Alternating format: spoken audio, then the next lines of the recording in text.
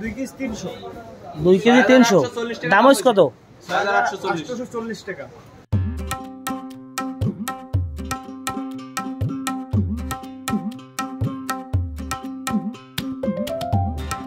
এক ইলিশের দাম প্রায় ৭,০০০ টাকা।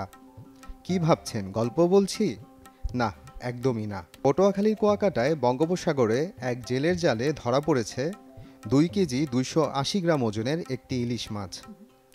সোমবার রাতে বঙ্গোপসাগরের চর বিজয় সংলগ্ন হাইরেরচর এলাকা থেকে আলমাস খান মাঝি নামে এক জেলের জালে ইলিশটি ধরা পড়ে। এরপর কুয়াকাটা বাজারে মনি ফিশ মৎস্য আড়তে ইলিশ বিক্রি করতে নিয়ে যান আলমাস মাঝি।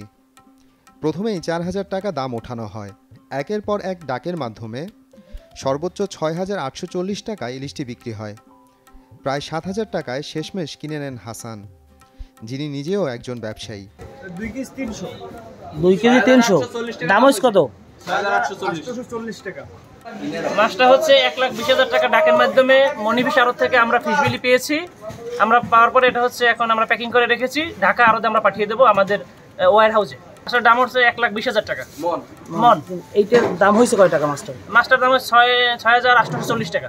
আলমাস মাঝি জানিয়েছেন, সাগরে ইলিশ কম পাওয়া যাচ্ছে, তবে অল্প হলেও এখন জেলেদের জালে বড় আকারের কিছু ইলিশ পাওয়া যায়। এত বড় মাছ দেখেই তাই কিনে নিয়েছেন ব্যবসায়ী হাসান।